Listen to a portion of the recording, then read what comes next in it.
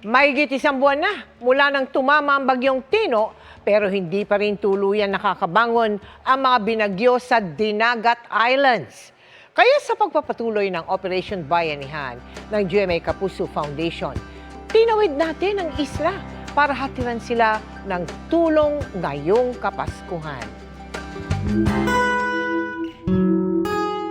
Makapigil hininga ang ganda at hitik sa yamang dagat ang Dinagat Islands.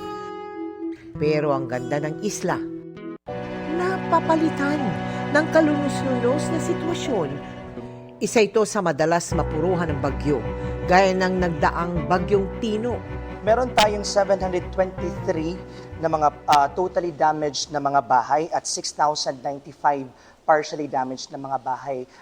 Mahigit isang buwan na matapos ang pananalasa ng bagyo, pero hindi pa rin nakakabangon ng kabuhayan ni Mardy. Ang kanyang mga tanim na mais, buko at saging nasira. Napilitan pa siyang isara ang kanyang sari-sari store matapos ito bahain at malugi. Sa kabila ng lahat, hindi siya nawawalan ng pag-asa, lalo na't magpapasko. Wish ko sa Pasko, yung makaahon kami at mahalaga sama-sama pa din. Hindi madali ang biyahe papuntang Dinagat Islands.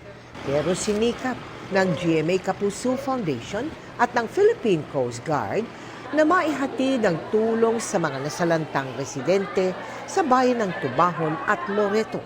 Via manpower, meron naman po tayong transportation dito sa headquarters natin na magagamit na pagkarga ng mga kailangan kargahin pa po. Mula naman sa mainland Dinagat, isinakay natin sa bangka ang sako-sakong food packs patawid sa Hibusong Island.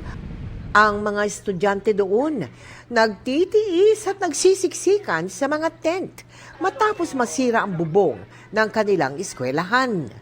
Sa kabuuan, 8,000 individual ang ating natulungan.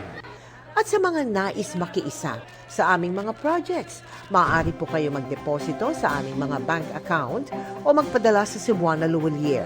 Pwede ring online via GCash, Shopee, Lazada, Globe Rewards at Metrobank credit cards. Mga kapuso, kung wala pa kayong panregalo para sa Pasko, sugod na sa Noel Bazaar sa PhilInvest 10 sa Alabang. Maraming mabibiling unique items doon. Pwede rin kayo mag-donate ng 250 pesos para sa school supplies ng mga batang nasalanta ng Bagyo Olindol. Bukas ang Noel Bazaar hanggang December 21, alas 11 ng umaga hanggang alas 9 ng gabi. Nakapag-shopping ka na, nakatulong ka pa.